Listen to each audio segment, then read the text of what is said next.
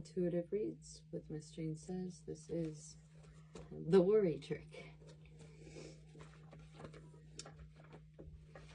Intuitive. What needs to be addressed in this collective?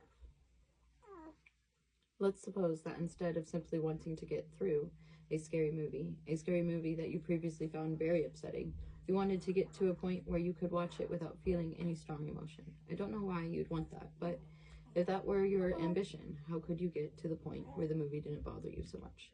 The answer won't involve anything like those steps that people take to get through a scary movie. Those steps maintain the fear by struggling to keep it at bay.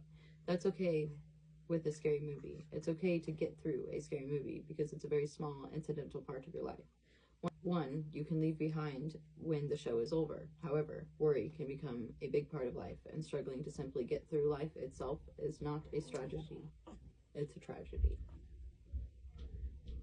The answer that occurs to me is that the most reliable way to drain a scary movie of the fear, to make it kind of tedious rather than fearsome, would be to watch that movie again and again. You could rent the DVD or whatever technology is now current and view it over and over and over, not skipping the scary parts, not turning off the scary sound, but rather immersing yourself in it again and again.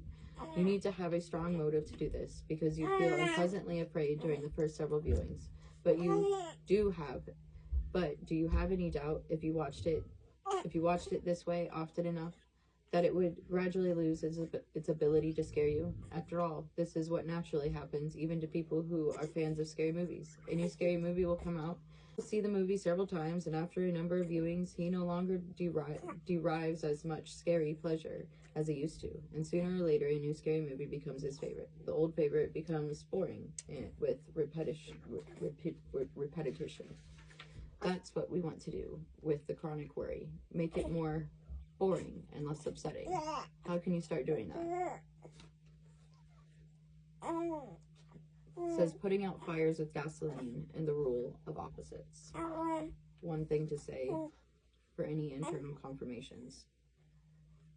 For one thing, thinking objectively about your thoughts is quite difficult, maybe impossible, because the tool you use to evaluate your thoughts, your brain, is the same tool that's created them in the first place. For another, your efforts to evaluate and correct your worrisome thoughts will often produce a kind of internal arguing with your thoughts, rather than the calm resolution that you originally hoped for.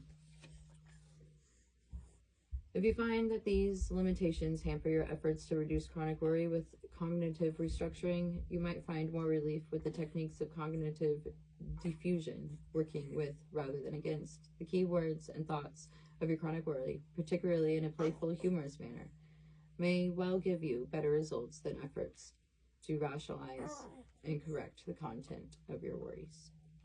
1. Is there a problem that exists now in the external world around you? And 2. If there is, can you do something to change it now? Set up appointments for worrying. Fight fire with fire. Is it just a metaphor? It's a technique used to control forest fires. It involves deliberately burning all the flammable material that would otherwise fuel the fire in its spread. When the forest fire arrives at the burned out part, it falters because it has no fuel left to keep it burning. Resistance is the fuel by which chronic worry spreads. During a worry appointment, which will last about 10 minutes, you'll engage in pure worry. Devote your full attention to worrying and nothing else. Don't engage in other activities like driving, showering, eating, cleaning, texting, listening to music, riding on a train, and so on. Spend the full 10 minutes worrying about whatever items you usually worry about. Make a list of your worries ahead of time so you have an agenda. Or use the list you developed in Chapter 9. And don't try to solve problems. Reassure yourself, minimize problems, relax, clear your mind, reason with yourself, or take any other steps to stop worrying. Simply worry, which means reciting repetitively lots of what-if questions about unpleasant possibilities. This will probably seem strange and awkward at first. However, if you're reading this book, you'll likely have lots of experience with worry. Here's a chance to use the experience for your benefit. Why would anyone do this? This is Intuitive Reads with Miss Jane Says. Much love.